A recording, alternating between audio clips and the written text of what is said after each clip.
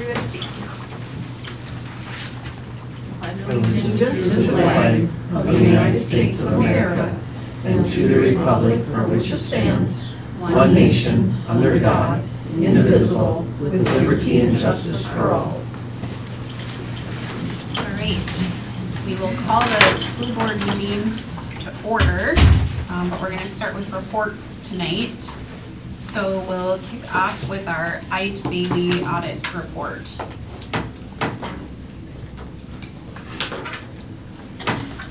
Ready to go, Jeff? Yep, we're ready. Perfect. Well, thank you guys for having me. My name is John Hagan. I've been with Ide Bailey for almost 10 years now. It's just over 9, so getting close to that decade mark. And I've been working on the district's audit for almost the entire time I've been with Ide Bailey in different roles. So tonight we'll be going over the executive summary, which is kind of a condensed format of the financial statements. They just get a little bit longer and longer each year, and they're not very user-friendly. They're almost up to 100 pages now. So to avoid that and to give some comparative data, and tables and stuff, make it a little bit more user-friendly, we usually present the executive summary similar to previous years. So I'll try to make it pretty short and sweet tonight, as I know you guys got a lot going on. So with that, we'll kind of hop right in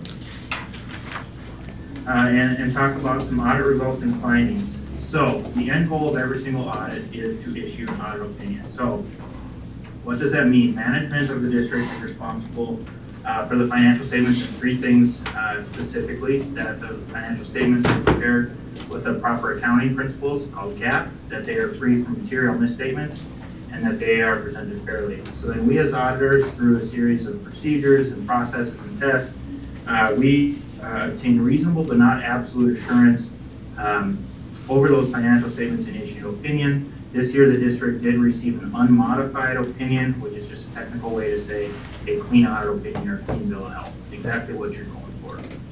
Similar opinion to what the district has received in previous years.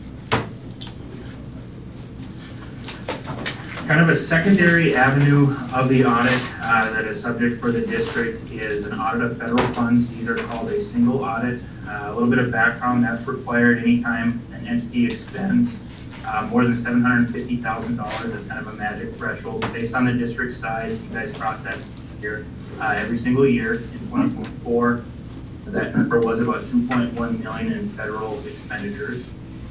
So you did require this special kind of second avenue of an audit, much more compliance driven.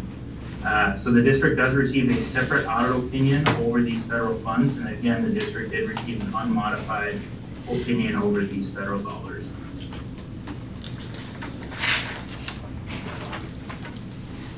So with an audit opinion, there are findings that are formally required to be communicated to management and governance. So this year, the district did receive 2 formal findings over the financial statements. I will lump both of these together. First one being the preparation of the financial statements and the CFA. The CFA is a technical word for the Schedule of Federal Awards and Expenditures.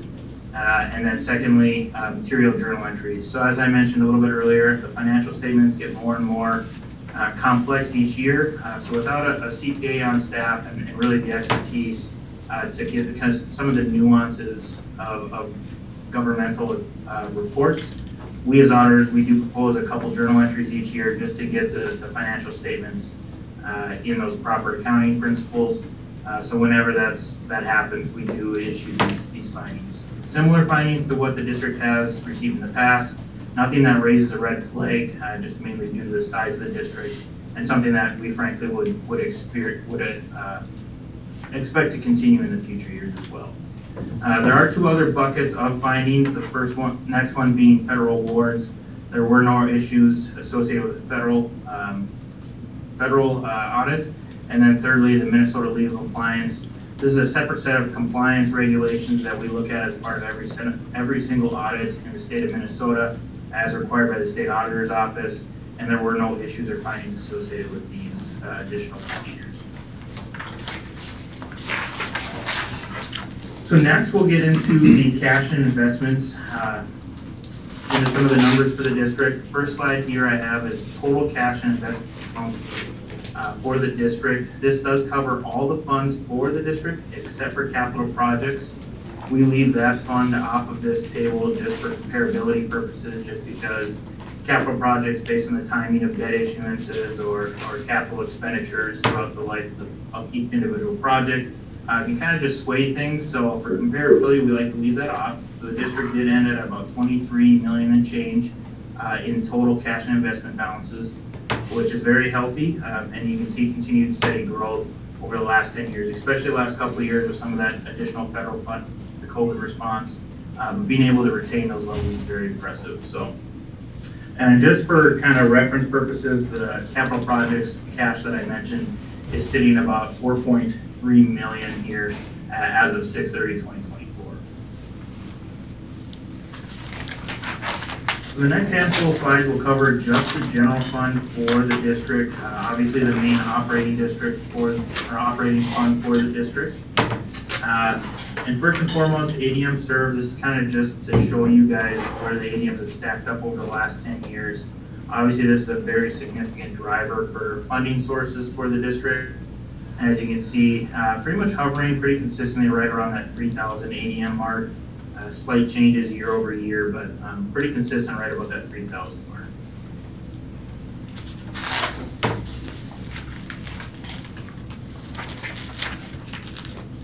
Next slide, we have a budget to actual comparison. There's a lot of numbers, a lot of details on here. I'm going to keep it pretty high level.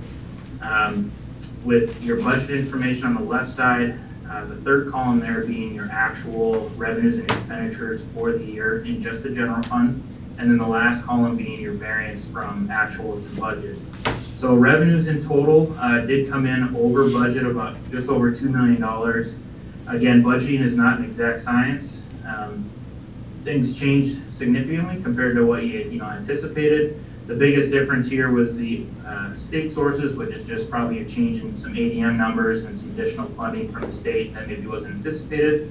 And then the other column is some kind of odds and ends, revenue streams that come in, fundraising stuff that's hard to predict.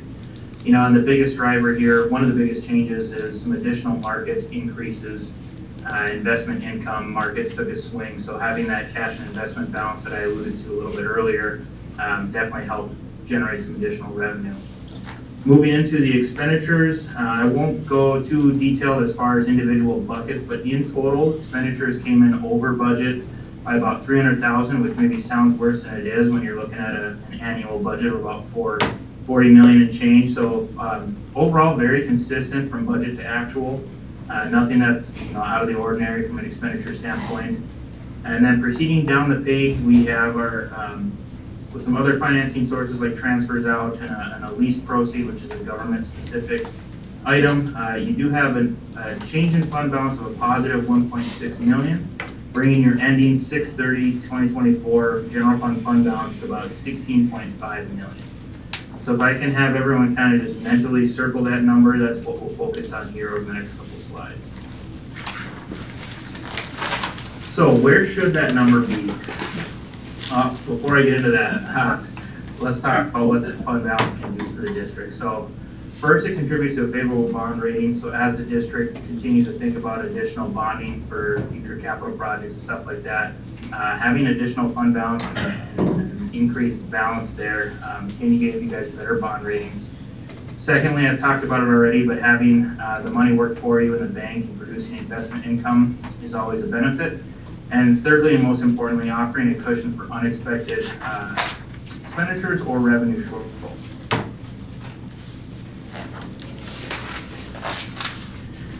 Governments like to make things a little difficult, and they have a variety of fund balance categories. I won't spend too much time here. I'll keep it high level. Non-spendable bucket is for money that's effectively already spent through inventory or prepaid balances. Restricted is legally restricted by outside parties for the district, most commonly through MDE. And then the next three buckets are all considered unrestricted, which effectively means the district has the ability to designate or use these funds altogether, with committed or signed being for a designated or specific activity, and then your unassigned being kind of your rainy day fund, your everything else, if you will. So this table shows kind of a breakdown of that $16.5 million amount that I mentioned a couple slides ago by the different fund balance categories. Far and away the biggest category from a restricted standpoint are a variety of MDE restrictions for student activities, scholarships, staff development, etc. You can see that there on the list. There are a couple of assigned balances that are internally designated by the district for specific projects or uses. And then everything else falls into that unassigned category. So just a good way to visualize kind of the breakdown of that 16.5 million. And we'll kind of carry that into a table graph, which has the exact same information, just showing kind of that breakdown and total fund balance over the last 10 years. The biggest thing that jumps out to me here is the continued and steady growth for the district, which is always good to see. And then you can kind of see a color breakdown of those different categories. The one thing I'll point out is that assignment for specific projects, again, that's internally designated by the district. So again, not legally restricted by any means, still up to the discretion of the district on spending that. So we kind of lump the assigned and unassigned together for a lot of our comparability purposes. And we'll kind of cover that here in a couple slides as well. So now, I got a little bit ahead of myself a little earlier, where should the district be? So there is no golden rule associated with that. There's no magic answer. Every district operates a little bit differently. The district currently does have a policy of keeping about 8% of the annual budget of expenditures sitting in that unassigned category. So the gold benchmark for this year is about 3.2 million. There is a national assurance or a national association called the GFOA, which kind of just has a generalized guideline out there of about 16.6% of annual expenditures sitting in there. So that goal amount would be about 6.7. But again, there's no formal requirements for the exact dollar amount that you guys can, strive to maintain in that fund balance. So in comparison to the policy, the red line on this slide does represent the district kind of goal policy. As you can see, you guys are well above that.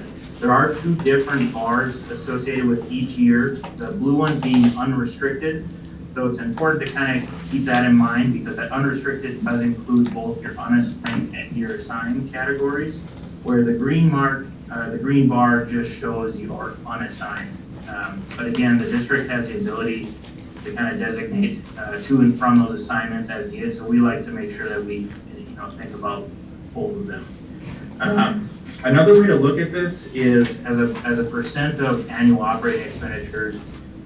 Sitting in that unassigned, you have about 2.5 months worth of fund balance sitting there, so you could operate as is with no additional revenues for about 2.5 months if you're looking at just the unassigned category. But if you look at the unrestricted category, it could operate as is for about 4.5 months. So overall, very healthy balance is sitting in that fund balance.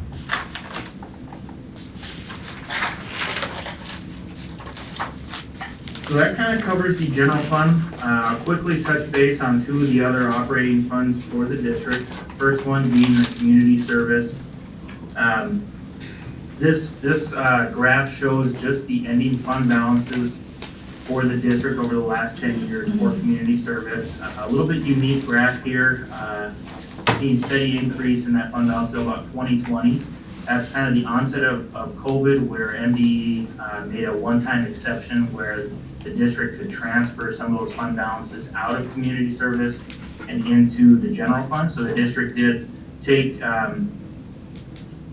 use of that one-time ability to transfer some of those funds. I don't anticipate that happening again, MDE allowing that. So that pretty much dropped your fund balance down to 0 for community service. And since then, operating at a slight deficit in the previous 2 years. And then in 2024, the current year, there was a transfer made from the general fund to community service of about $250,000 to bring your ending fund balance in community service to about $123,000.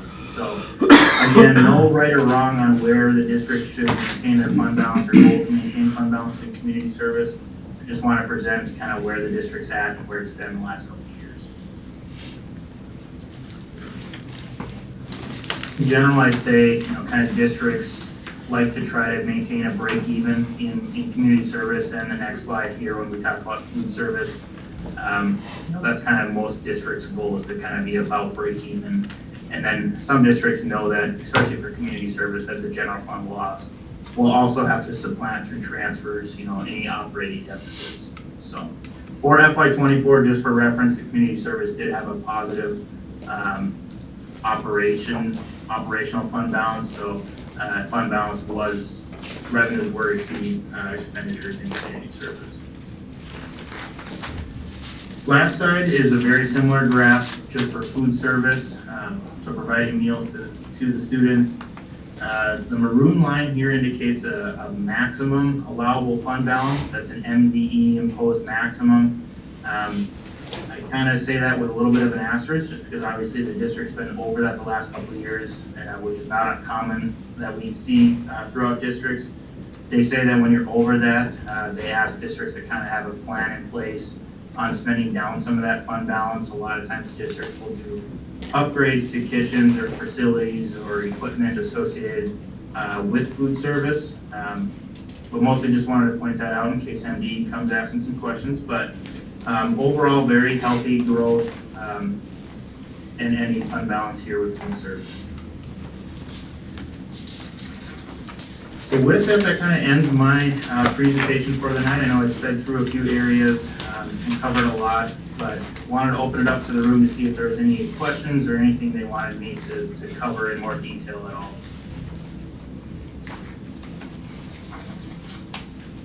Any questions for Josh?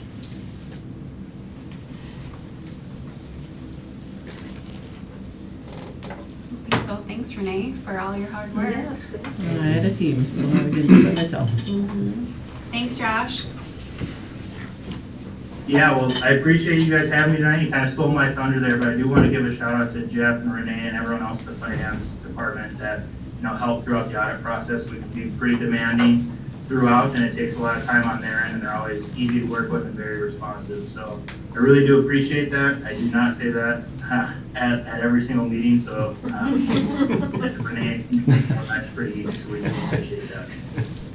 Thank you, John. Thank you, John. If you have any questions that pop up, please relay those through Renee or Jeff. Otherwise, you guys have a great rest of your night. Thank you. You as well. Thank you. Thank you. All right. Well, we'll move on to our next report then. Mark Anderson talking about fiscal year 26 high school courses. Thank you. Yeah. I have, since I'm older, I'm going to use my computer at the same time, so if I start pushing buttons here, I'm not senile. Thank you for having me tonight. High school course proposals a couple weeks ago was at DACRAC, so forward button, there we go. So these are the courses that were proposed, and I'll go through this list. There's in a presentation, so each one, minus the ones in color, have their own slides. The purpose is, the yellows are only name changes, so our current men's choir 1 and men's choir 2, but the choir department would like to change those course titles to tenor-based choir 1 and tenor-based choir 2. And then orchestra, we have the chamber orchestra. Craig would like to change it to Otter Philharmonic and have that instead. He's been, if you notice at graduation, he has slid that in instead of the chamber orchestra. He's used that, he wants to go that direction. Our foods class used to be Foods 1, and they'd like to make it, or call it Intro to Foods, so kids know it's kind of the beginning entry piece. We don't make kids have to take this course, but it meets some of the requirements that Scott's working on in that with some of the knives and how to cut and do those type of things. But we prefer kids to try to take that course before the other ones, but it's not a mandatory thing. So those are the 3 name changes we have. Any questions on those? Okay. The fourth one is a drop, independent study ceramics. Mrs. Delaney is a popular teacher at the high school in the arts department, and kids love pottery, and we can't always get it into their schedule. So over the last few years, for a while, she's done a nice job of doing independent studies, but so many kids are asking for it now. It's every hour. She can't do art and be in the pottery room and do other art pieces. So she's asking us to remove that from the opportunity for kids to do that, and we will push them into their Pottery 1, Pottery 2, and their advanced pottery classes we have. So we would look to add independent study kid to a advanced pottery course, so we'll have to watch registration to see where those numbers are at, knowing that she'll most likely have some kids who want to do that. So we'll have to look and see what if that's an opportunity to keep in the schedule or something else stays in there instead. Questions on that one? Okay. Our next one is laboratory procedures. This came from, I'm going to put this down because I'm going to push the button and it's going to go to the next slide. Came from our science department. It's for grade 9. It's a required 1 credit class. There's some curriculum writing funds that go with it. 32 hours. 4 of the staff members would go through and write the curriculum. What they're looking at is all students end up taking biology, chemistry, and other required courses at the high school that are in science, but all the labs are done differently, and they want a uniformed opportunity to teach kids in 9th grade how labs work. And they do measuring, collecting and analyzing data, analyzing, displaying data and results, identifying variable and predicting trends. They do writing lab reports is a big piece, finding and reading scientific articles, designing experiments and publishing those results. Many of these things also happen in math class, but the opportunity to do labs and get kids a structure in 9th grade, that they get to keep the binder that they'll make as a freshman through their next 3 years at the high school, on how this is how labs are done in our building. It's not, we don't get to choose to do them differently. So they're on board. This was a discussion I've had for a little bit. It connects to all the required science courses. It does get them career and college ready. It meets state standards, and it allows them to go into other specific content deeper in their other required courses that wouldn't be the laboratory procedures. It gives them opportunities and the freedom to explore topics, to focus on project-based learning and student-driven learning in the other core content areas they have. This would mean 1 additional required science class for graduation at the high school. They would have 7 instead of 6, which does mean there would be an FTE to piece of that, which would probably be around a 0.5. I'll talk about that in just a little bit on the right side. What this does is it does open up 9th graders to one less elective as a 9th grade. Instead of having 3 electives, they could have 4 or 5. The other piece, some of our SPED students who don't take regular math classes, don't get into chemistry and biology sometimes. This offers them the ability to count that as one of their science credits. It'd be something they could be in. I have the areas in the portrait of graduate it meets, the creative problem solver, core knowledge, and a communicator. Earth science is a discussion I had with them. That is new next year at the high school. This year it's physical science we're teaching. Next year it comes to earth science. It can be taken anywhere between 9 and 10 would be their preference.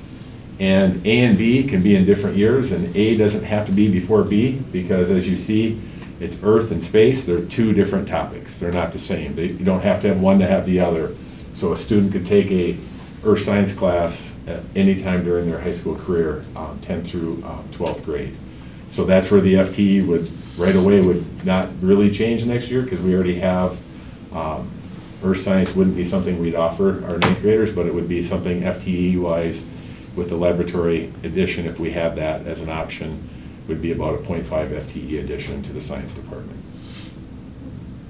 So the sciences are called like Science A and Science B? Yeah, so it'd be Earth Science it'd be and Space Science? Earth science and space science, but it's basically they're so used to saying A B, they could be in any order. So will they continue to be A B, or will they but be named we Earth Science? will Space work with Science? Kim on that. It'll be something we'll have to do that meets the requirement when we log in, so the state knows that we're having the class and how it meets the requirements for graduation.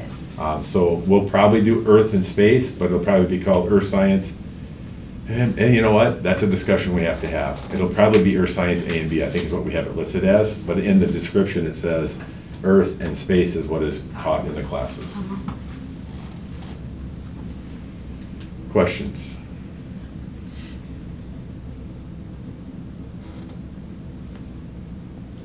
Okay. Our next one is college medical terminology. It's a health science. It would be taught in CTE. Kate McNeely would do this if we were able to offer this. It'd be for 11th and 12th graders. It's an elective credit. There's some curriculum writing that she would have to do. It's not very much because this is a college course. We're kind of told what we get to do. There'd be some times she would have to be with the professor. We did check with M-State to make sure if we offered it, Kate could teach it, and she can. She's qualified. Textbooks, we put on there $1,000. In my past history with this course where I came from, there is no textbook, but the college said put $1,000 on there. This is really just rote memory. They have to memorize parts of the body and muscles and things like that, so it's memorizing the terminology. Students pursuing careers in healthcare would have an understanding of the medical language. It's required for an entrance into many of the health sciences. Anybody going to the medical field has to have this class. It's a growing interest of students in the health science here. At the career fair this year, this was the #1 thing our students went to as sophomores. 74 of our kids used this as their first choice to go to our career fair opportunity that was housed in Kate's CNA space. Almost 45%, it's over 40% of our kids are looking at the healthcare field. This did come from our students. This is something they're interested in us having. It would go along with our college biology and college nat and physiology that are mostly requirements when they go into the medical field. It is career and college ready. It does meet 2 of our portrait of our graduates. This would be part of our science students credits that we have. There'd be about 16 to 18 credits that we would be able to add total with that, as they would be able to move that on to college. The 2 courses are students going into CNA and a few other are CNA into nursing. This is one of the classes, and the CNA course are requirements to get into the nursing program, and this offers them an in sooner than later for most of them going into that piece. And like I said, this is a requirement for many of the kids who would go into the medical field as a opportunity in a college major. Questions on college medical terminology? This would be an additional FTE of 1 or 2 sections depending on the kids signing up. So this college course would transfer to like state colleges, community college? Yep. Any of the other one, like Rasmussen, does it be equivalent? It should. One of the things that, because this is one of the requirements to get into a nursing program, Yeah. a lot of the nursing programs will take this because it's a course that is taught at the college level. Okay. My experience in the past, many kids that didn't go to, for example, I'll use Winona State or Southeast Tech that was in Winona. Yep. A lot of all the colleges would take this because this was part of their entrance to get into the nursing program. It benefits the kids. It offers them the opportunity to take it here. And then have that piece finished and meet some of the requirements academically before being enrolled. Okay. The next one is independent study in officiating. So the Western principals last year in our organization noticed that many of our referees and officials are older gentlemen and ladies, getting to the point where they're ready to be done and retire from that opportunity. And we are in dire need of having officials officiating all kinds of our activities. We put a program together. I actually emailed one of my buddies who was in Princeton, the principal, and they had a course. We stole a lot of their information and called the state and a couple, the officiating association for the Minnesota State High School League, and got some of the curriculum and expectations we would have to use to implement this. Currently talking to Aaron Zimmerman and a couple other principals in the area. Because it's an independent course, the principals or the office and assistant principals help supervise this course, or we would have some of our PE staff members take this on as a independent study for students if we were able to offer this. It's an elective credit. The funds would be out of the high school funds, the $1,000, because we would have to pay for them to take their official Minnesota State High School League assessment, not guaranteeing that they pass. It offers the students the opportunity to complete high school officiating certification. There's a high need for this.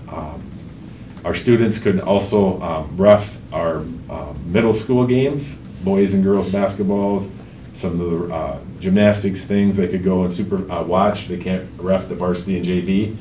We have some hockey things they can do. When I say officiating, this goes into speech, drama, one-act plays, and when we put the survey out last year, a total of all the high schools around, we had 36 kids, and 27 of them were from our high school that would want to do some type of officiating certificate, and it was interesting on what they would be interested in. Some were knocking into 4 or 5 sports, and a few were looking at the swimming area, gymnastics, and into the one-act play as an opportunity to be to do some officiating. They would learn some officiating principles. We're looking at, we have 2 in our district that ref quite a bit, that we would actually use to have some seminars with them, talking about expectations and things they should be prepared for, safety and ethics, sport-specific rules, and practical field evaluations. So the expectation is they actually have to watch a video or go to a game and get an evaluation of what they see the referees doing during the game or the officials. Are they using the correct hand signs? Are they communicating to people? And are they controlling the crowd and things like that? The student could not officiate anything that was a varsity level activity, which would mean if it's a JV, varsity, or the musical would not be something they could do it until they were 18. As soon as they turned 18, they could become they're technically then a licensed official for the state and can do those type of opportunities, but we could pay them to do some other things that we're in dire need of at the middle school level in refereeing some of the games that we have with an adult to get the supervision and some feedback on some things that they have opportunities with there. It meets quite a few of our portrait of a graduate opportunities. The focus areas that they would have to look at and do assessments in and learning other than the specific sport or activity they chose to get licensed in. They have to know about concussions, bullying, sportsmanship, implicit bias, sudden cardiac arrest, the collapsed student, understanding vaping, and heat and illness prevention. These are some of the requirements that the Minnesota State High School League said if we offered the course, these are kind of non-negotiables for them. They want kids to understand these and be able to communicate those to coaches and supervisors who were at the activities that night supervising. Questions about the officiating course?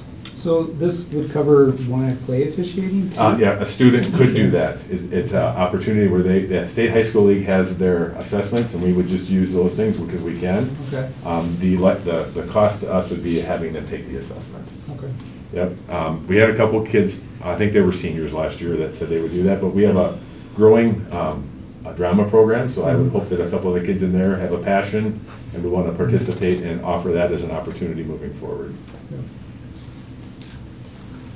Just a quick question, so Yep. I don't see it on there, but I anticipate like blood-borne pathogens and all that? That would, yes, that would be one that we would probably have on there. It's not listed right now. There's things we can add as an opportunity, a piece of that, but the piece for that would be is we would want to make sure that they're aware of, make sure that, because one of the expectations of the varsity level activities now is you have to meet with the coaches, the head coaches, and the trainer, and the site supervisor runs that opportunity, so they know when the trainer's there, not as big a deal as it would be if the trainer wasn't there, which at the middle school level, they would want to know how to do the bloodborne pathogens, not per se to clean it up, but how to deal with it, right?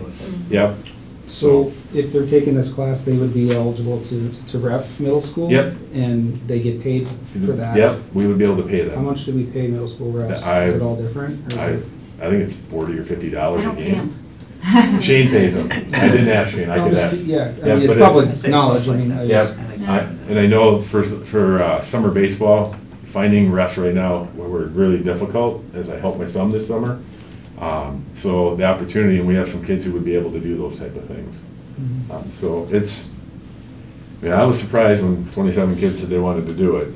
So it's an opportunity, and the other piece is if they're also participating in that, they also hear what's behind you from parents and students, and knowing and understanding how to deal with that also makes you a better participant, because maybe when you want to say something to a ref, you keep your mouth shut, or you ask in a different manner. So I like this idea. What's the process for a kid that's not taking this class to become a ref. or if they would have to go through the Minnesota State High School League. There's basically the same type of program on there. It's self-done on their own. They can also do officiating course if they want. And then they have to pay the fee to become licensed and take the assessment.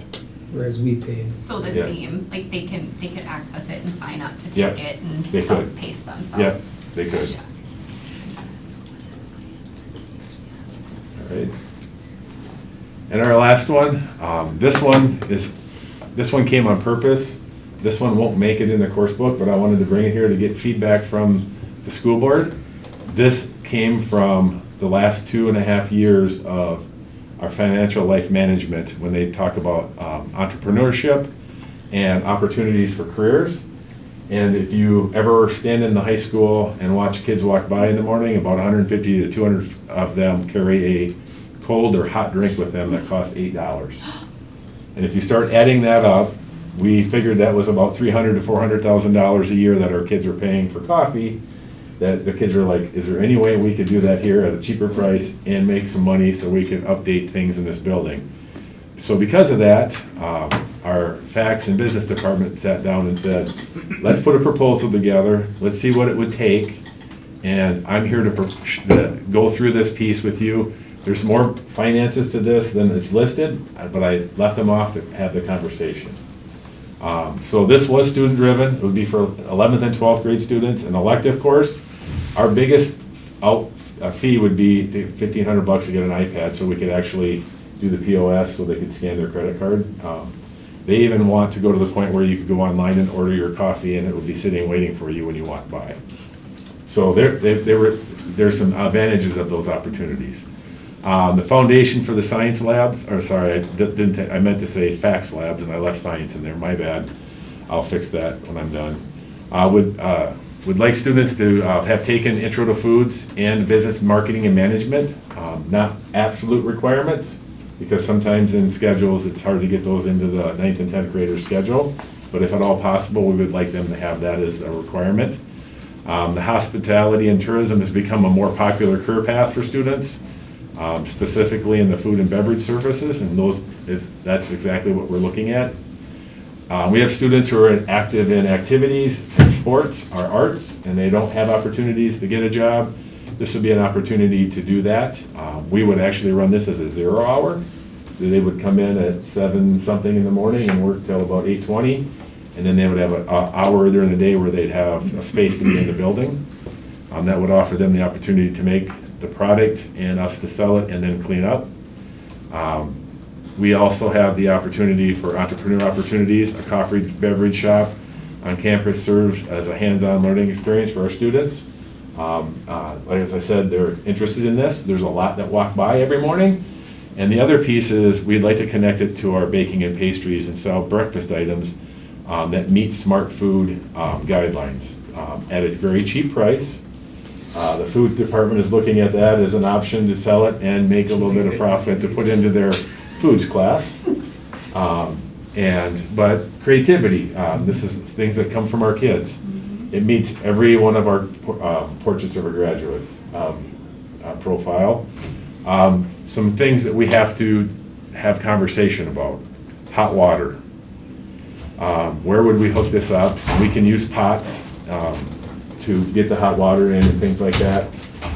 The big piece that is very clear in the expectations of this is no middle school student can get access to it. That's not our rule. That's in the information we're getting from MDE and Troy and Dustin out at the co-op. If you have this in a building where middle school kids are at, they are not allowed to access this at all during the school day. We would only do it in the morning. We would need a beverage cart, we put up here. We're in the process of starting to set up didn't want to set up meetings with local businesses until we knew if this was something you wanted us to move forward with, to get additional information, to come back and work through the year. We would need a cart to put our items on and then be able to find a place to put it at night. And like I said, the middle school can't have access because that's an MDE requirement.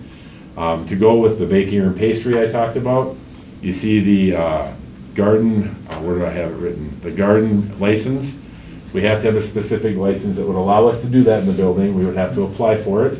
And because we have a culinary graduate in our fax program, Scott Meldall, we would be able to write that and probably get that because that's Scott's background, and he's the one who brought that to our attention, that without it, we would not be doing very well with it, without it. So that would be something we would have to go and work towards the process.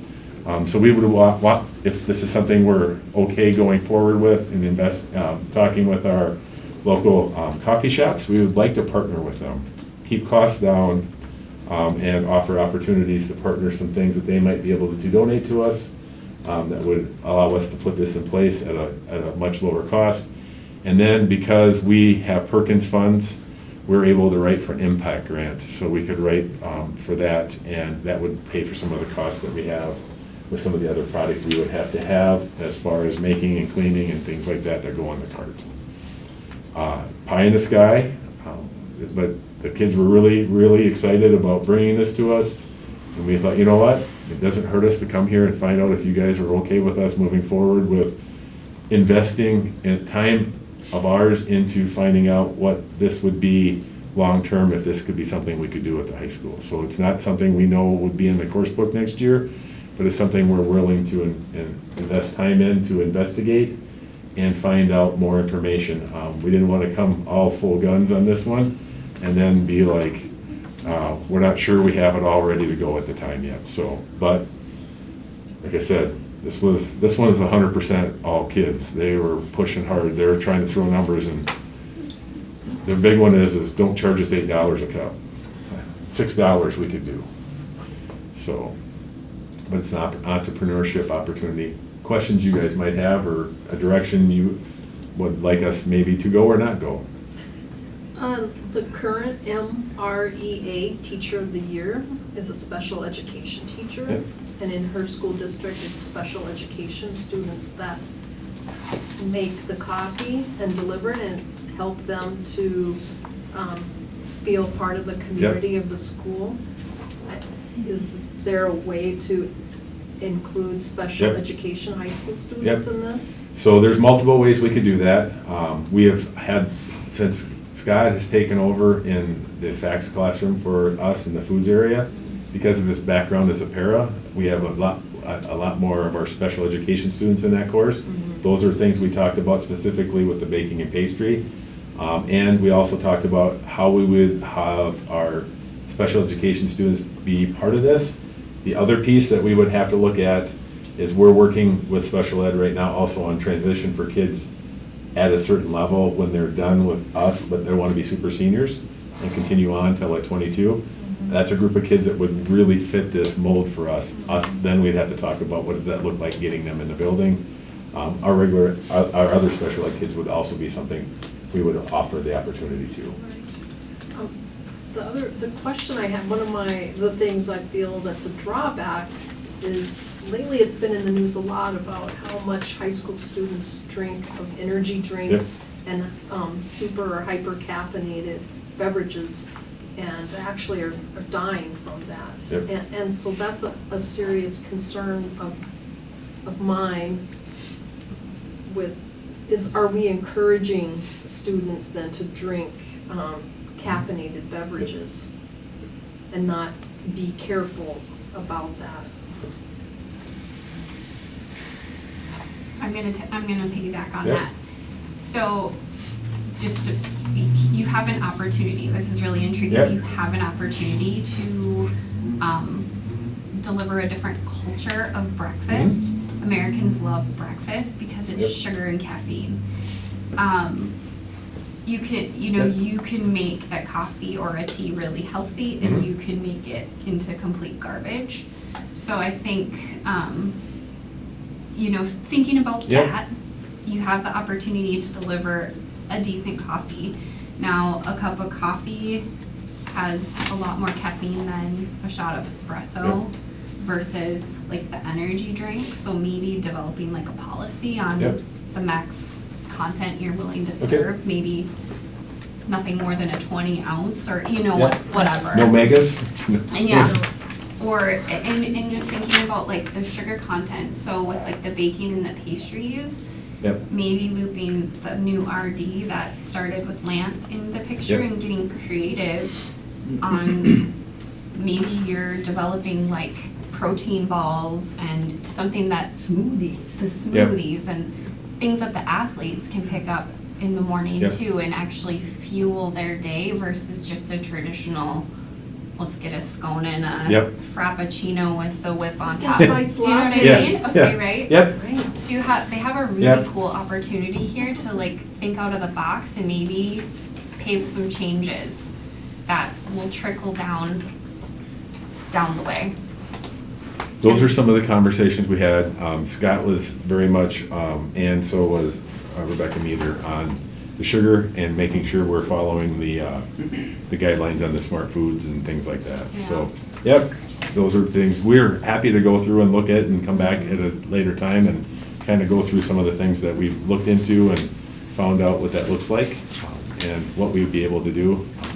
And we'll also re-ask our kids, if we do this, and this is our expectation, are you willing or able, wanting to purchase from us? Because if they say no, then at that point, we're like, yeah, okay, we're not gonna move forward, because then we wouldn't be able to, because if we can't get them to buy it here, then we're putting money into something that we're not gonna get an investment back. It's all about marketing. I know, and so, and that's why we have our business class in there as the marketing piece. Mhm.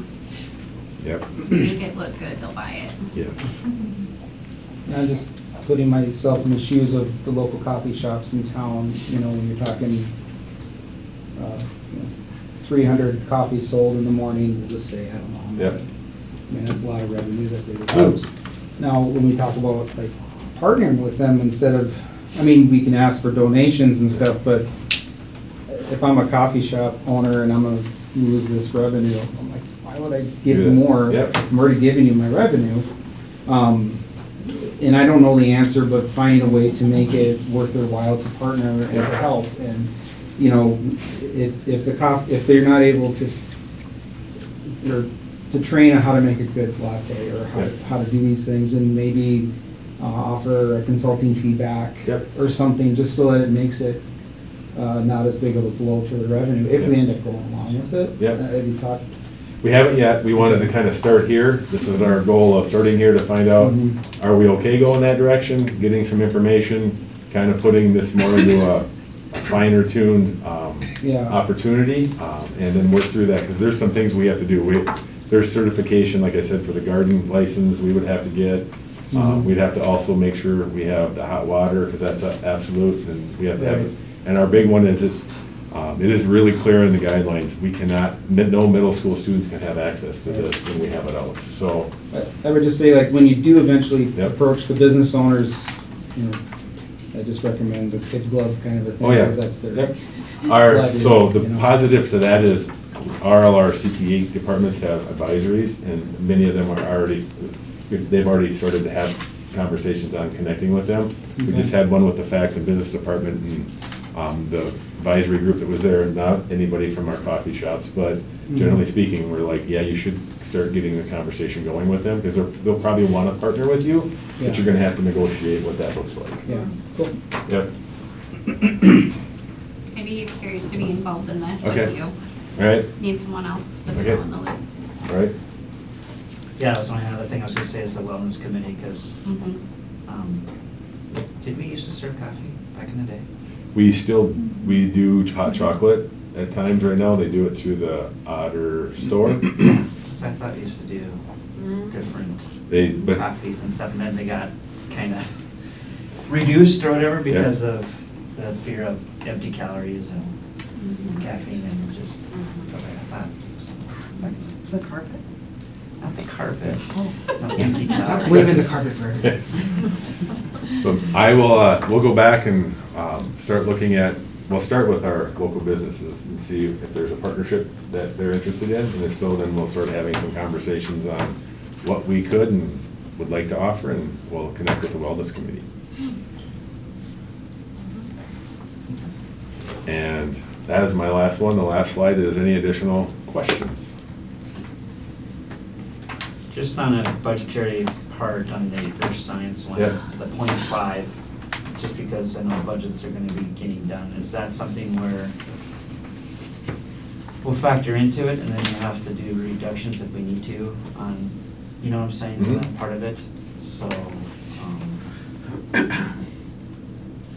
So when you're offering it something for budgetary wise, is that we might have to cut something else? Is that kind of the thinking on that part of it? It's Or- not my thinking, it's my waiting to hear what you have to say about it and a directive you would like to go in that direction. Well, it's not that I don't hate the Yep. idea, I Yep. just, yeah, I'm just trying to think on the, just in the budgetary part of it, you're adding Yeah, .5. for the first year, because we're trying to keep as many electives per se out of ninth grade, because right now they don't have any. And this offers that as an opportunity, at least one less. For 10th and, for the earth science going into 10th through 12th grade, the first year, we probably wouldn't see much of a FTE change because we already have it, it's sitting there. But as we move forward, that would change once kids start taking earth science. And we don't know what year they're gonna take it, so there's gonna be a hit either sophomore year, or they're gonna try to get it out of the way before their senior year. Sure.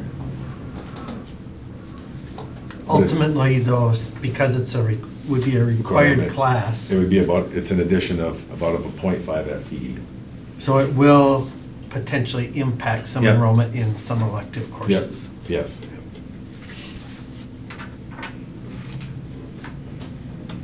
Any other questions? All right, thank you. All right, I'm gonna go get the rest of my staff meeting stuff ready. Have a great night, thank you. Thank you. Okay, yeah, we now have a quorum, so, we'll call the meeting to order, and Nancy, will you create a quorum Yep. Kirby Anderson, Natalie Knutson, here? Melanie Cole, Here. Matthew Limke. Here. Missy Hermes present, Stephen Vigasa. Here, We have a quorum now. Can I get a motion to approve our agenda so move. and a second? A second. All in favor, say aye. Aye. Those opposed say nay. The agenda is approved. We have a resolution on acknowledgements. Thank you to Kay Tommerdahl for donating a practice drum set to the band department at KSS. Thanks to Fergus Falls Rotary Club for donating to the second grade reading program at McKinley School. And thank you to Otter Elementary PTO for donating a Bluetooth speaker for JAWS at McKinley School. Could someone offer that resolution and move for its adoption? I'll offer the resolution and move for its adoption. A second? I'll second it. Missy, will you take roll? That was Matt. Yes. Let's see, Natalie Knutson, Yes. Melanie Cole, Yes. Matthew Limke. Yes. Missy Hermes, yes. Stephen Vigasa. Yes. The resolution is adopted. All right, thanks. We'll move back into our reports then, and we're on you, Mel. Well, nothing on meet and confer. Region 1 has hired a new executive director, and he'll begin in December. We went through our audit last week, solid financial shape, and we'll revise the budget before the new guy starts, and that's about it. So nothing extraordinary, just business as usual in Region 1. All right. Any questions for Melanie? Okay. Then we'll move on to Missy. Was not able to attend the curriculum review meeting, so Steve went in my place. He'll have a little bit to say about that. And then the policy committee has not met. All right, thank you. My report, the policy committee has not met. Buildings and grounds will be kind of gathering back together again now after the referendum not passing. So there will be some things to talk about there. And then the wellness committee met last week, and just a couple of highlights. They talked about the bike fleet. There's 10 new bikes that went into the bike fleet, with 2 handicap bikes that were grant funded.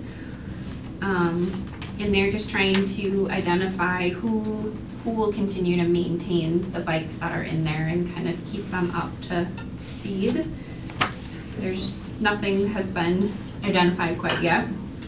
And then Jen Cohorse is putting together some staff wellness pieces through the holiday, things like a wellness bingo, kindness bingo, and then she did send out a small survey to the staff because with the yard signs that were sold, there's about close to $900 in a fund now to be used on staff wellness, and she wanted to hear from them on what things they would like that money spent on. So Some of the top options were healthy snacks in their break rooms. About 66% said that. Possibly massages during their staff in-service days. And then having like a wellness week throughout the year where each day there's something new featured. So those are things that the wellness committee will take a look at. And then on the bicycle lines, the district was a bronze bicycle-friendly business, and just in September, they were awarded an upgrade to the silver status. And that's generally based on accessibility and if the district encourages bike riding and has adequate parking and all those types of things. So that's cool, they bumped up a little bit. And then in food service, the new RD has started with Lance, and they're working on some, just taking a deeper dive into some of the nutritional pieces that are being served and starting to provide nutritional information on the menu with QR codes so the students can look up the information. And from there, that's about it. Which students would have a phone to look up a QR code at lunchtime? I thought we were not supposed to be using our phone. I don't know what the process will be around that. Okay. That's a good question for them.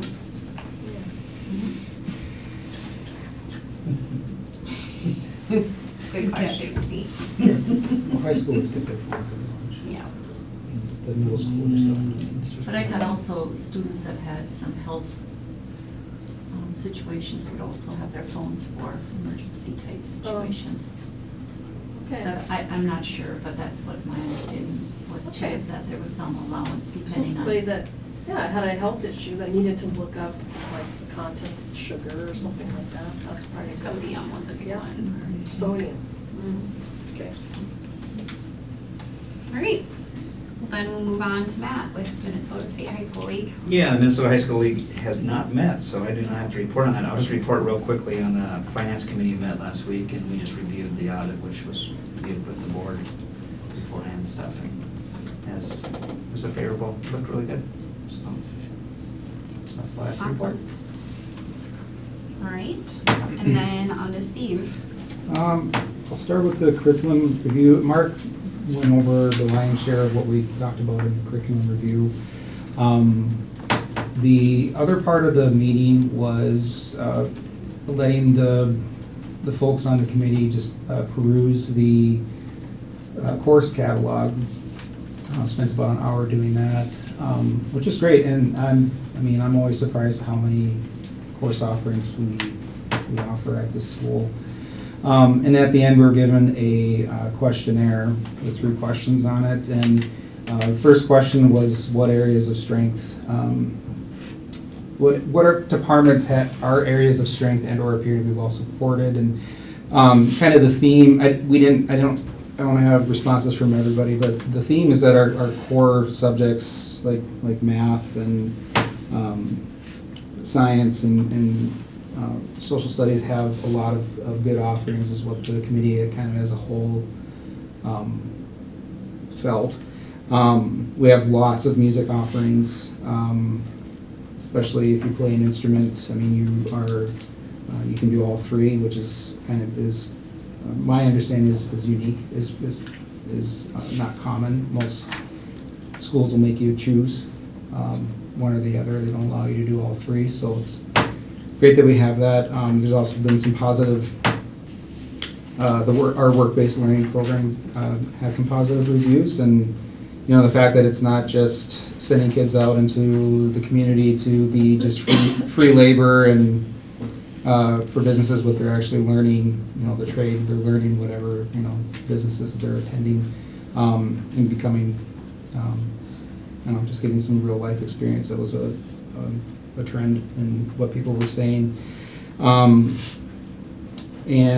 we do have a lot of offerings for art if you are into in creating something, paintings and ceramics and things like that. Second question was, are there any gaps? And there's a theme of world languages was a gap, that we don't offer as many world languages as we used to. I know it's something that I've often wondered where, as there are quite a few colleges that require a couple of years of a language, and they're not requiring kids to take 2 years. And it could just be we don't have the teachers for it, or whatever it might be, but that was something that 3 or 4 people have mentioned, is that we felt like there should be some more world languages mixed in there, and as well as we don't have as many IT type classes, computers, AI, coding, things like that, members of the community, including me, felt like that we were lacking. And again, it could just be lack of staffing, lack of curriculums, because it's a fairly new thing that schools are offering. And I know Minnesota is actually quite behind in this. If you guys remember at the school board conference last year, one of the big presentations was on Minnesota's, I think, one I did last, in computer courses at the high school level. So it's good that they picked up on that too. The last question was just, what are some suggestions? And again, just IT jobs, more language. Someone suggested like a historical documents class where you analyze the Constitution, or different things like that, which I thought was interesting. So it was just actually really good feedback. There wasn't anything crazy. People were really taking a look at these our course offerings and really giving some thoughtful answers. So I was pleasantly surprised at the feedback that we got. So it was a good meeting, and I'm excited for these new courses that are being offered. I think it's great. Staff development met, and kind of the normal, what I normally report on, they've done, we've got about $44,000 left in the budget for staff development. They did some more planning for the upcoming staff development day. And then we approved some requests. And one thing I just noticed about these requests is that our teachers and staff are going to, like Val Johnson and Craig Peterson are going to the Minnesota Educators Association Midwinter Convention, and they're presenting on strings. Ethan Johnson is going, and Christine Salakar are going to the MAP State Conference, which is a conference for alternative learning centers, and they are presenting. And Jen Courhorse is going to she's going to a course called Facilitation Essentials, so she can learn to teach others on developing practicing skills for good health. And I guess the thing I like about it is that our teachers are being sought out to present at these conferences, which is kind of cool. And we do have some very talented staff here. And so I guess other than that, that's my report. Those are my 2 reports. Any Love to stop questions? talking. Thank you. Any questions for Steve? Okay, then we'll go on to our final report. Superintendent Drake.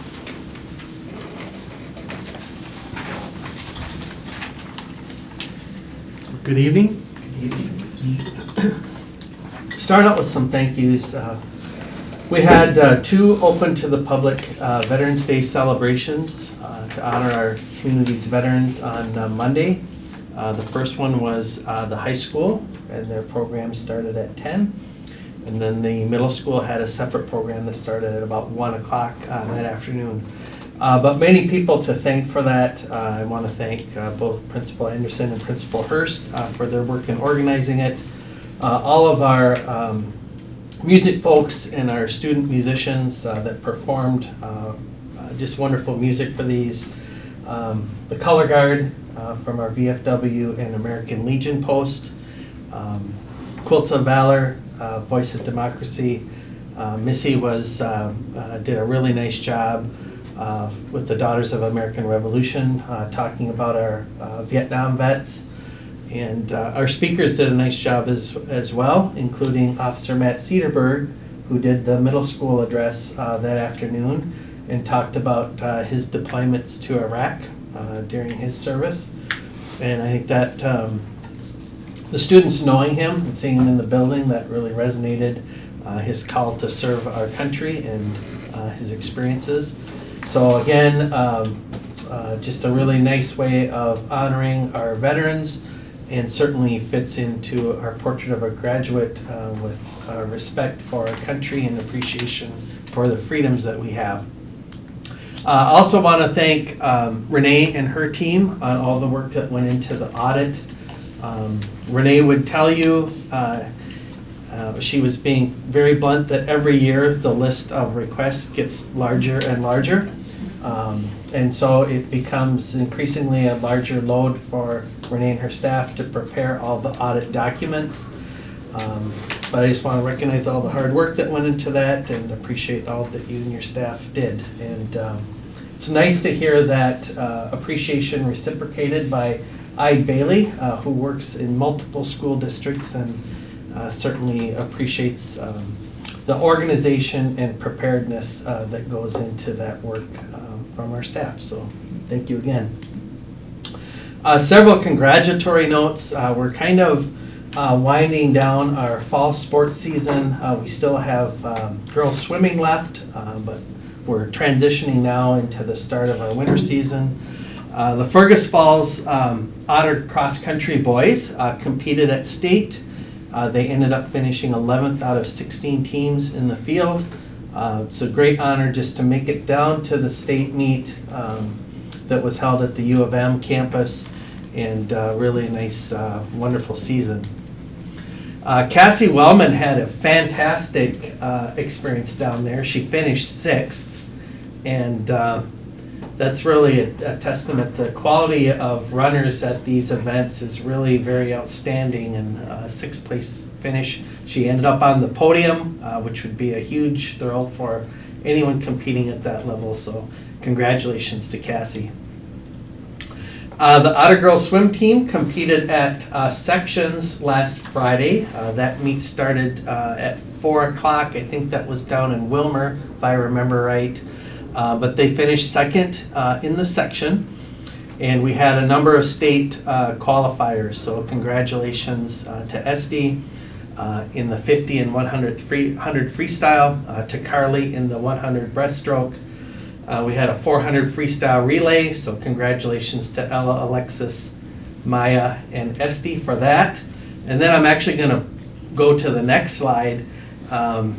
We had a school record set in the 200 freestyle relay, and that's a little bit small, but I believe, 17-year-old record was broken. That's a long time, which tells you how strong the previous record was, but these girls eclipsed that and earned themselves a trip to state, so congratulations to all those athletes and good luck. There will be a state send-off later this week, and then they will compete over the weekend down in the cities. Our boys season came to an end last Friday night down in Alexandria.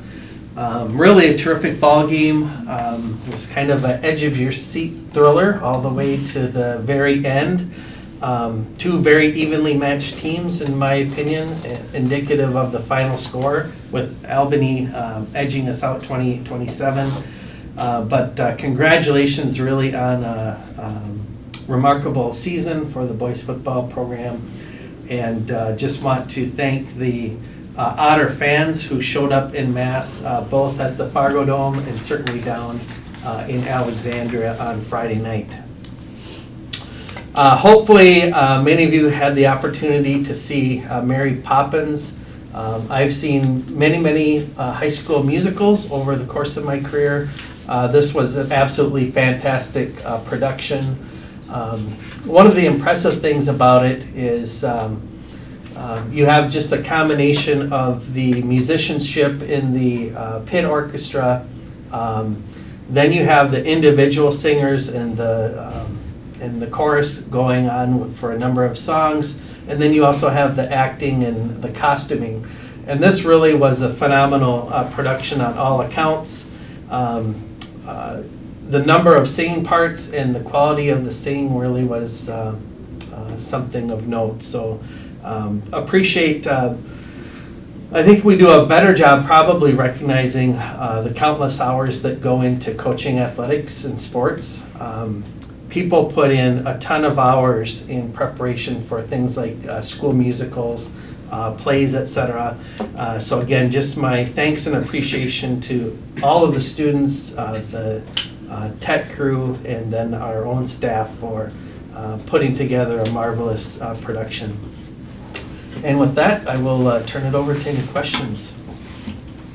Any questions for Superintendent Drake? All All right, right, thank thank you. you. Okay, we'll move into our general consent items. We have the minutes from the October 28th, 2024 regular school board meeting, and then I'm gonna have Steve do our bills and treasurer's report tonight. Okay, well, just give you some grace, I've never done this report before, but, so I met with, I had Kirby out, I met with Renee before the meeting. And it's actually a pretty low month of bills for us, believe it or not. $798,000 of bills went out. Normally, it's up around 2 million. So it's a low month. Next month, we'll have some more construction expenses, which will definitely be lower, continue to go down as nothing has been completed. I guess just some things to note of that $798,000. Our biggest expense is payroll. We spent about 350 some thousand on payroll. And one thing I guess I wanted to note is that our busing is about $200,000 a month in busing. And it's something I don't think people normally think about is how expensive it is to transport our kids back and forth to not only to school but to different activities and getting coach buses and things like that. And I was like, it's a shocking amount when you see 6 digits there. But if you guys remember last year, we did hire a consultant to see if it made sense for us to do our own busing, and it really wasn't a net positive, and we've got a pretty good deal with Otter Tail coaches. If you think about it, you don't have maintenance, you don't have the staff, you don't have, so you always get buses that are in great working condition, and there's a lot less headache by renting the buses versus owning them. Let's see, the one thing I wanted to note too, is maybe a little bit of a jab, but the utility expenses, I looked at the utility expenses. Now McKinley and Adams have about the same square footage as Lincoln. And the utilities costs for for Adams and McKinley are double. So it just goes to show a newer building is more efficient. Older buildings that need to be replaced, Fergus Falls community, are way more expensive. So just so you know, and that cost is just going to continue to go up over time. But you guys know that. Let's see, I just went back to the same page, sorry. The other thing, we sent out a lot of checks to officials, so I just wanted to, reiterate that, this is it's definitely a need. We have to hire a lot of officials every month, and the officiating course will help meet that need as more officials are retiring, and it's a good way for kids to make money as well. So other than that, everything was really pretty normal. There weren't any other surprises. So as Wayne Danielson used to say, we'll need to pay the bills. So that's all I got. Thanks, Steve. Mm-hmm. Okay, we'll move to Elaine with personnel. All right, everything is in front of everyone. Good evening first, I guess. Certified staff hires, we have 3 on the agenda for just contract increases. That would be Ann Hintz, music teacher here at KSS. She's also doing a little bit of work at Cleveland School, so she has an increase there. Lori McNally, our fax teacher at IQ, along with Jennifer Peterson, IQ also. Those are all increases, slight increases. And then Kathleen Rittenauer, World Language, she's going to be the long-term sub for Ann Sco, who we approved her leave of absence at the last board meeting. So she is going to be teaching World Language Kosher. Support staff resignation, Sally Carlson Corbett, she's our non-public school, our registered nurse, and Carrie Wynn, special ed para over at our Lincoln School. Support staff termination is Kira Cox, a special ed paraprofessional here at Kennedy Secondary School. And then support staff hires. We have Vanessa Trosdahl and Alicia Easton, special ed paraprofessionals that we're hiring and starting this week. Nicholas Grant will be a night custodian starting on the 21st of November. Cassie Forster, you accepted her resignation at the last board meeting. She'd like to rescind that resignation and continue working without any break in her service here for the school district, and she is also a special education paraprofessional. Maggie Beving and Teresa Hersberg, or Tess Hersberg, those are both serving long-term substitute roles as a special education paraprofessional. And then we have 2 support staff pay grade changes, the high school office purchasing assistant and the middle school office purchasing assistant. They have had a job change of overseeing purchases for their school, along with accounting codes, budget, and credit card pieces that have been added this last school year here. So both the high school office and the middle school office purchasing assistants, I would recommend a grade change from grade 5 to a grade 6. So I would request board approval on those items. Thanks. Can I get a motion to approve our general consent items? So moved. And a second? I'll second. Any discussion on that? All in favor say aye. Aye. Those opposed say nay. Those consent items are approved. We don't have any old business, but we'll move into our new business. We have a joint resolution with Fergus Falls Education Association honoring veterans. Whereas Independent School District 544 has veterans in its employ who have served in the armed forces. And whereas the district and Fergus Falls Education Association wish to recognize all those who have given so much for their country, be it hereby resolved that the School District 544 and the Fergus Falls Education Association honor and appreciate all veterans for their dedication to our country and service to others. Someone offer that resolution, move for its adoption? I'll offer that resolution and move for its adoption. And a second? A second. And Missy, will you take roll? Yes. Natalie Knutson. Yes. Melanie Cole. Yes. Matthew Lemke. Yes. Missy Hermes, yes. Stephen Biggessa. Yes. The resolution is adopted. Thanks. Okay, our next item is the 2025 orchestra trip to Grand Forks, Winnipeg area, April 4th through 6th of 2025. Can I get a motion to approve that? I'll make that motion. And a second? Seconded. Any discussion on it? All in favor say aye. Aye. Those opposed say nay. That trip is approved. Then we have the 2026 music trip / Veterans Memorial Parade, March 25th through March 30th, 2026 of 2026. Can I get a motion to approve that music trip? So moved. And a second? Second? Any discussion on that one? Well, it won't surprise anyone on the board that I'm going to vote no. That's 6 days of education that these students, well, granted, they'll fill in with their trip to Hawaii, but it stagnates in the high school. We have at the board level asked that these trips be planned during non-school timeframes, whether it be a break or over summer break. And yet they come back, this one even more elaborate than anything we've had before. 10 hours travel each way, for a large group of students, I don't think it's responsible for me to approve that either.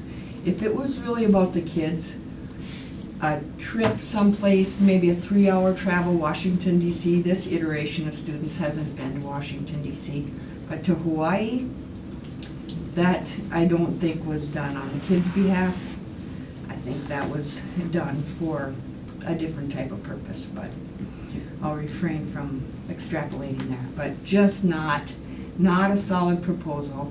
If your kids haven't stayed behind when the music crew leaves, then maybe you just don't realize how little education moves forward while they're gone. So it's gonna be a day recovery for those kids when they get back. And they applied to be in this parade without asking the board first. And that's how they got the invitation. I looked it up online, how you get invited, you apply for it. So, all those things are repeat. I've protested before, and so I just wanted to explain why I'll be voting no on that. Any other discussion? All right, So just one clarification though, that we still are working on our schedule for next year for the trip itself. So I hope that the administration will work diligently on the calendar to soften the amount of days that students are gone, if they can. That's the meet and convert committee, right, Matt? Correct, correct. And so, but I do believe that just in general, the trips, the purpose of a trip for a music department and then factoring in costs and things like that, we've talked about this many times, how cost is an issue, and again, this is going to be more, and yes, I understand they can fundraise, but, and let's just face it, becomes a little more complex, a little bit more difficult when you're flying a few miles away. So, with everything, so I do agree with Melanie that there is some, it just makes it a lot more difficult of a trip, so. all right. All in favor, say aye. Aye. Those opposed, say nay. Nay. That music trip is approved. We have our revision to current school board policy number 606.5, library materials. Could I ask that tabled Why? till next meeting? Or, Make a motion to? yeah, make a motion to table it. I'll second. All right, any other discussion on Why that? do you want to table it? There's one item that we gotta have further discussion with the board. Okay. So we've changed that to table, And Melanie seconded. and she seconded it. So now we vote on that Yep. motion. All in favor, say aye. Aye. Those opposed, say nay. That item is tabled. Okay. We have a memorandum of understanding between ISD 544 and Lakeland Mental Health and Otter Tail County for support in the KSS Wellness Room. Can I get a motion to approve that memorandum of understanding? I'll make that motion. And a second? I'll second. Any discussion on that one?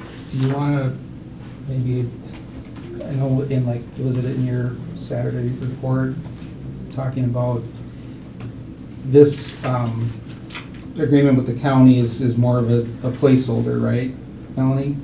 Yeah, that's And my that we're going to have a more detailed, contract, or whatever you wanna call it, memorandum of understanding later. Do you need to amend the motion to, or is it, with that in mind, knowing we're going to be getting more details on that later, it's just to have something in place, or? Just I don't know. accept what we have, and then we'll bring it back to the table. Okay. This is Yeah. like approval to keep moving forward. Okay. Yeah. All right, can I get a motion to approve that understanding? Melanie Cole Memorandum? moved it. I seconded Steve it. And seconded. seconded. Okay, all in favor, say aye. Aye. Those opposed, say nay. That is approved. So we have our fiscal year 24 Fergus Falls Public Schools financial audit by Ide Bailey to approve, which we heard just a little bit ago. Can I get a motion to approve that? So moved. And a second? Second. Any discussion on that one? All right, all in favor say aye. Aye. Those opposed say nay. That is approved. Our next item is a resolution canvassing returns of votes of school district special election. Be it resolved by the School Board of Independent School District 544, State of Minnesota as follows.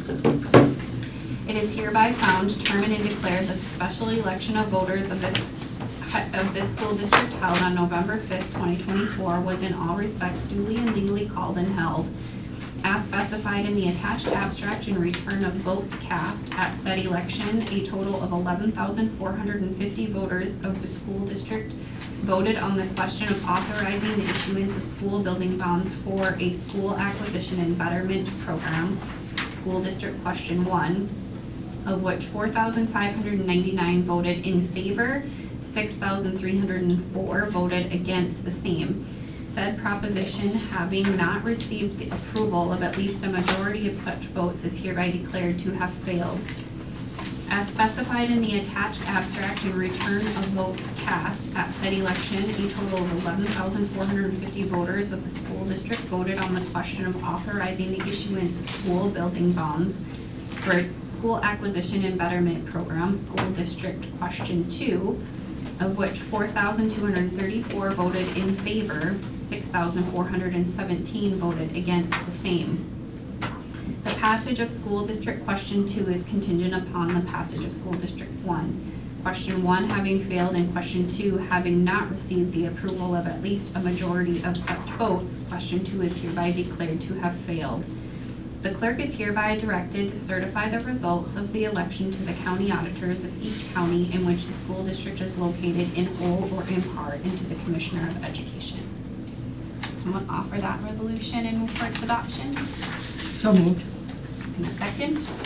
I'll second. Missy, will you take roll? Yes, Stephen Biggessa. And this is just acknowledging that, yes, we accept the results of this, right? Yes. Okay, yes. Natalie Knudsen. Yes. Melanie Cole. Yes. Matthew Lemke. Yes. Missy Hermes, yes. The resolution is adopted. Thank you. Our next item is a resolution canvassing returns of votes of school district general election. Be it resolved by the School Board of Independent School District 544 as follows. It is hereby found, determined, and declared that the general election of voters of the district held on November 5th, 2024 was in all respects duly and legally called and held. As specified in the attached abstract and return of votes cast, a total of 11,450 voters of the district voted at said election on the election of 3 school board members for 4-year term vacancies on the board caused by expiration of term on the first Monday in January next following the general election as followed. So each of the candidates are listed with their votes. And Kelly Graff, Stephen Biggessa, and Jenny Christensen have received the highest number of votes, are elected to 4 terms beginning the first Monday in January 2024. The school district clerk is hereby authorized to certify the results of the election to the county auditor of each county in which the school district is located in whole or in part. Someone offer that resolution for its adoption? I'll offer that resolution, move for its adoption. And a second? I'll second. Missy, will you take roll? Yes. Melanie Cole.